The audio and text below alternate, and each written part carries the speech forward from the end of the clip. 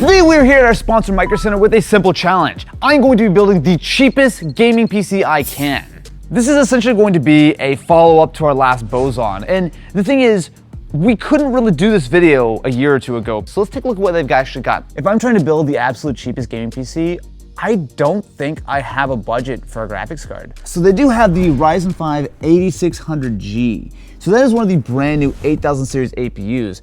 It has a lot going for it. So it's 6 CPU cores, pretty decent RDNA graphics built in. I believe this also has Ryzen AI on board as well. And they have good specs, right? Like we're talking about very solid integrated graphics, which as long as I pair it with some fast DDR5, should be enough for even like mainstream titles like Fortnite, CS2, that kind of stuff at pretty decent frame rates. I think I'm gonna do this. I'm going to do the Ryzen 5 8600G. Normally what I would say is the only downside of going with a Ryzen 8000 series chip is that it does require an AM5 motherboard and DDR5 RAM, which if we were doing this video a year ago would have been quite expensive. But thankfully the budget options have become much more prevalent. Hello? Wait, they have A620 boards? Yo, this is actually only an $80 motherboard. So the only problem with an A620 board is that it's gonna be super basic. So if you pop it open, I mean, there's not a whole lot going on here. And because it's A620, it means that it's not going to have really any support for overclocking, which I would like to do, but that's fine. We could spend another 30 bucks to get a nicer motherboard. I think I would rather save that money and put that toward getting more RAM. 16 gig kit for $55. That's exactly what we need. It's cheap, but it is gonna give us dual channel memory. It is gonna be reasonably quick.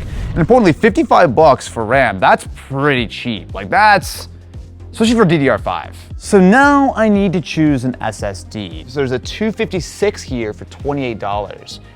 I probably should do that. Technically, that will work for this system, but a 256 gig SSD today, I mean, that's like one copy of Fortnite and our drive's almost full. So there is the TN450 from Inland, which is $40 for 500 gig.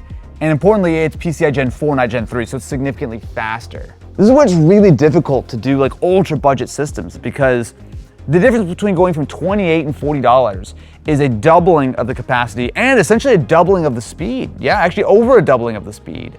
And I'm gonna spend the extra $12. Let me see what we've got for power supplies, because there's lots of great ones and I need to find the cheapest. So there's a 650 watt bronze for $50. If I was being reasonable, I would buy that. But I could spend $40 on this guy. So this is the power spec. This is a 80 plus white, which is fine. So if I was going to give you some advice, I would spend $10 more and get a 150 extra watts of capacity and an 80 plus bronze rating. That's an easy $10 upcharge, but I don't need it for this system. If I wanted some more overhead for the future, that would be great. But honestly, even a lower end graphics card will run on a 500 watt power supply. And especially given how basic our system is, that is gonna be more than enough. Because this thing all together is probably gonna only be pulling like maybe 100 watts. Could do a little bit of overclocking. It is gonna be such a power sipping little baby PC that I think I can save my money and spend the $40 on the power supply. Now, of course, for this gaming PC build, I will be using a copy of Windows. I transferred it from another computer. I already had a copy of Windows that I saved for a rainy day. Shh. So when it comes to building a gaming PC, the case is where you can customize as much as possible. You have RGB, you have wood, you have the colors, you have everything you could possibly ask for. So I really have two ultra budget choices. There's this Thermaltake V100, which is a $45 case. The advantage here is it's a full-size ATX, which would give us more flexibility for the future. But I can save even more money by going with the Cooler Master Masterbox Q300L, which normally does come with some mesh. And I will tell you, I have built with this case in the past. It is incredibly cheap at $40 brand new. But while it has literally zero frills whatsoever, it does have at least a window. It's plastic, but it's a window. And it will look okay. With this case, let me actually tally up my total, but I think I have successfully built something under $500. This is a $475 gaming PC. You know what? I'm gonna lock this in. 475 bucks. This is about the cheapest real gaming PC that I can build at Micro Center. So let's bring this back to the office, put it together, and see exactly how good the cheapest gaming PC I can build in 2024 actually is. If it looks like we've got a very small amount of components on the table, will you be correct? At less than $500, you don't get a lot, but also you don't need a lot. So, I mean, I'll be real, while we've done a full PC tutorial quite recently, you could build this thing in like no time. Like, I feel like I could do this in like 10 minutes. What? I don't know. I think I'm gonna have to fact check you on that. It'll take me 3 minutes to get the case out of the box, but other than that, I mean, it's so simple. I don't know how fast I've ever built a PC before. I don't know if I've ever done it in actually 10 minutes. I think I got everything. I have my game plan. I'm gonna try not to knock anything off the table. Ready, set, go. Okay, gonna open the box real quick. This is honestly gonna be the slowest part because it takes me forever to open these things. All right, so what's gonna really help me here is that this case is very lightweight. Damn it. Okay, you know, I'm just gonna flip that upside down. Yeah, I don't know why you didn't start with that. You know what? I thought it was light enough I could do it. Too many screws, too many screws, too many screws. Okay, all right. Okay, so I'm gonna open up the case as much as possible because I'm gonna need that access later. These are thumb screws, but they're too tight for me to get, so I'm gonna loosen them all up. So next, cut the box on the power supply, cut the CPU. This is really hard to open. Just gonna slice the box open and hopefully I can get in there. Okay, SSD is out. Ouch, that hurt. These pop out, these pop out. Cool. All right, sweet. So I'm gonna open the back, which, more screws. No, no, no. I'm unscrewing 2 things at a time. Okay, let's go. All right, power supply first. Let's put power supply in. It's a non-modular supply. I need the screws in that. I'm gonna have to go get it in a second. So power supply goes down here. So we're just gonna do this. It's a real nice case. And be, oh no, it's got the bracket. I forgot it has a bracket in this one. No. Oh, it's gonna slow me down a lot. Wait. Oh, I gotta take up. Oh, this is It takes me actually a couple minutes because there's like 2 pieces of this bracket. 3? Yeah. What? No, it's not. No, that's not true. You know, you said it would take you 3 minutes to open the box, so I did actually say that. You're doing pretty good. Okay, so with this case, it's a really nice little case, but the power supply mounting is weird. So I have to actually take out the bracket, attach the bracket to the power supply, wherever I put the screws, and then put it all back together. Which direction does this go on? Which way did I put it? I think I put it this way, right? How many screws do we need for the power supply? I think 1's fine, maybe 2. I could do this with the power supply. What's taking so long with the stupid bracket? Okay, power supply's ready to go in. Okay, just gonna put a screw in on the back. I got a ratcheting screwdriver, but it takes too long to switch between modes, so. Okay, never mind. I should have definitely been switching through the modes faster. All right, what's my time right now? 5 minutes. Is it really 5 minutes? Yeah. Okay, well, I've got the power supply in. Okay, that's fine. All right, so let's get this out of the way and go straight for our motherboard. So motherboard should be really easy.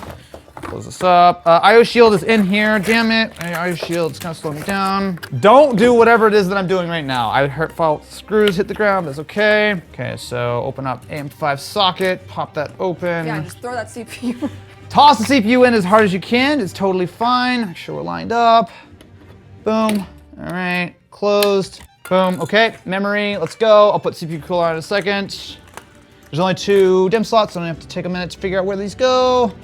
Open, open, open, open. Where am I at? Where am I at time-wise? You're at 6 minutes. Okay, so RAM is installed. Cool. I'm gonna put cooler in while I'm here.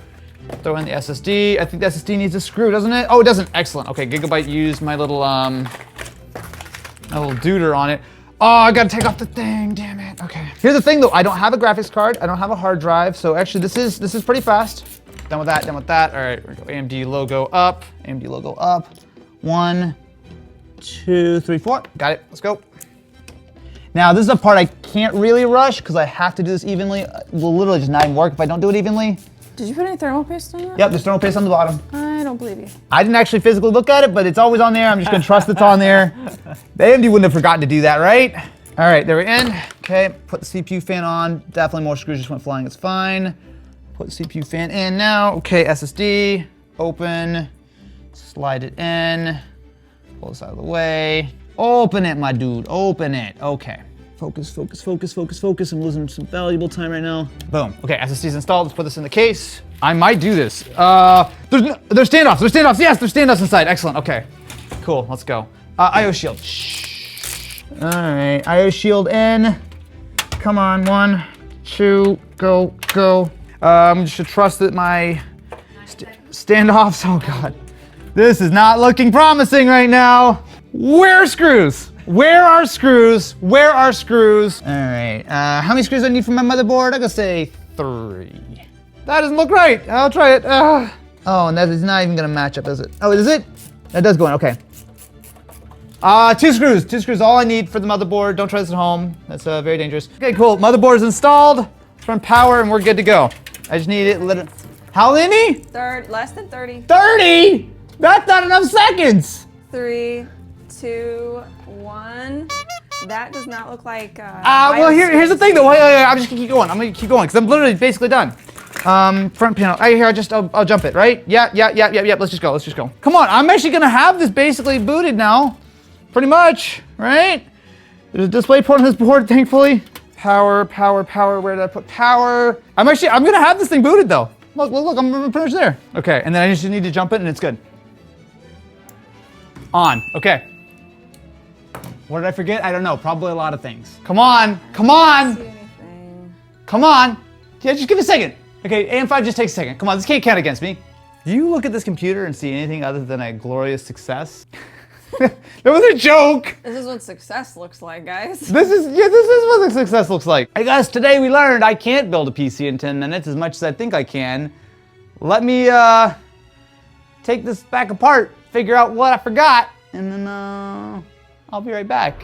So I have gotten to the bottom of the problem, and it wasn't my fault. This is on BIOS number 1. What version of the BIOS am I supposed to be on? You're supposed to be on at least version 20. We are currently on 22. It's almost like a new Ryzen processor needs a slightly newer BIOS, which, if I'm doing my math correctly, means that if this was running the correct BIOS out of the box, I would have been finished in 11 minutes? I mean, that's still not 10 minutes. So right now I'm running a Ryzen 7 7700, which is an older processor inside of here. Yes, I have cleaned it up, but that was the problem, right? It was an unsupported CPU with this version of the BIOS. Maybe I can't claim an actual victory, but I can certainly claim a spiritual one. I almost did it.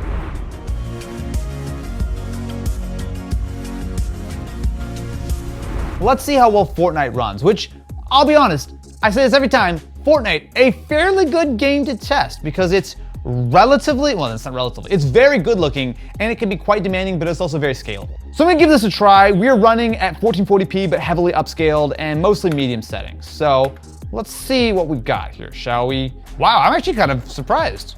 We're not dipping below 30 FPS at all here. And we're right now running on a mix of medium settings and technically 1440p, but I'm upscaling from something a little bit closer to 1080p. One of the problems I'm having here, my frame rate is decent, but you can't really tell on camera too much. I was getting real frame time variances, so it was like very stuttery. All right, let's hop down one more time on low settings to see what we can actually get here. This is a very playable experience. We're getting pretty close to 60 FPS, but importantly, decent settings. Let's see what we can get out of Forza. Let's open up settings and see what we've got here. So first of all, we're running 1080p. I'm gonna run at 1440. Frame rate 240, VSync off. 40 frames per second, 36, 41 FPS. That's actually bad. It looks 720p-ish. I know they're doing some upscaling, but yikes. You know what? I'm actually gonna give Forza a fail on the 475 system. It's playable, but just barely. Inside of CS2, let's see what we got here. Now this will be fine. Now, you know what, we're just gonna go with the standard stock settings, which is pretty much all a mixture of medium and high at 1440p. Okay, let me play for a second. We're getting 60-ish, and mind you, we are playing at 1440p, so that is gonna throw things off a little bit. Odds are if you're spending $475 on your system, you're probably playing at 1080p. If we wanted more FPS, we could certainly just turn the resolution down, which is probably what you should do regardless. But not bad, not bad. Ha! Look at me! Both this and Forza kind of show that there is certainly some compromise when it comes to this Ryzen 5 8600G. It's a solid entry-level option, but what if we had an upgrade? And instead of purchasing a Ryzen 5 8600G, you can instead get a Ryzen 7 8700G, which would deliver more CPU performance and a significantly better GPU for mere $100 extra. Bet you didn't see that one coming, did you? Now, if you're considering upgrading to the Ryzen 7 8700G, you will be getting some additional features for your $100 extra. First and foremost, you're going from 6 cores to 8 cores, but these are actually all Zen 4. On the Ryzen 5, it's actually a mix of Zen 4 and Zen 4C cores, which are slightly less performance, so that's a small but noticeable difference. And this Ryzen 7 also has significantly beefier graphics. However, with all these APUs, it's one thing to look at the theoretical specs on paper. It's another to see the actual difference. So let's play some games and see if it's worth spending an extra $100 on your Ryzen 7. Let's start out with some Fortnite. Yep, 1440, unlimited, yada, yada, yada, yada. Okay, so we're all in the exact same settings in Fortnite. So we're looking at 50 FPS while we drop, which is fine. I will say that I am actually getting better performance here. So it looks like we went from in the 60-ish FPS range before to close to like 70 to 80. Fortnite, we've got ourselves an extra 10 to 15 FPS. Let's see if Forza is any smoother. All fine. Okay, so same settings. Let's see if we can get some better performance here. Yes, this is better. So while the frame rate is not massively improved, so we're hovering in the high 50s, low 60s, the important thing is I'm not really seeing those stutters that I was getting on the Ryzen 5, which that was the real killer. Now, I'm still running at fairly low settings, right? This is not the best that Forza has ever looked, and that has a little bit of a stutter right there. But I can immediately tell you that this is a much more playable experience. On the Ryzen 5, it was stuttering like absolute crazy. All right, let's try CS2 and see what we've got. Yes, so everything is set to medium settings here. All right, in CS2, now previously we were getting about 60 FPS. Here, well, you know what, that looks about right. We're in the 70 to 80 range, it looks like. That is a noticeably smoother experience. But I will also say that while it is noticeably smoother, considering we spent another $100, we're not getting like the world's biggest difference. Oh. There we go. Okay, well, this is actually a kind of tough call because yes, I am getting better performance. Obviously, having spent another $100, more CPU, more GPU. The difference though is not massive. And this also applies when you look at the benchmarks. Like the difference on paper between these two chips is quite strong. The difference in the actual scores and the actual frame rates I'm getting, it's like 20% better maybe. If you want a more long-term option, spending $100 on this is good because it still has all the advantages that we had previously. We have DDR5, we have AM5, like this is certainly a system that you can upgrade and sort of improve down the line. But considering it's an extra $100, I'm not seeing an extra $100 in value going from the Ryzen 5 to the Ryzen 7. Yes, this is better, for sure. But I actually think that our original $475 configuration is actually the better version of this system. And you're better off saving some money and maybe a year down the line, throwing a graphics card in this bad boy and keeping that Ryzen 5. Because at $475, it's still a very usable system out of the box. But to get some better performance, spend another $150 or $200 at a graphics card and you will have a huge leap. And in the meantime, you'll still have a very competent system for the time being. Of course, thank you very much to Micro Center for sponsoring this video. If you'd like to check out any of the components that I use, those links will be in the description. And of course, Micro Center is the home of many other even finer PC components if you want to build something better, including there's a brand new store opening in Charlotte, North Carolina very soon. So make sure to go check that out, the link in the description. You can sign up right now and get yourself a free 128 gig flash drive when the store opens. If you'll excuse me, I'm going to put the Ryzen 5 back in this system because I think I got it right the first time.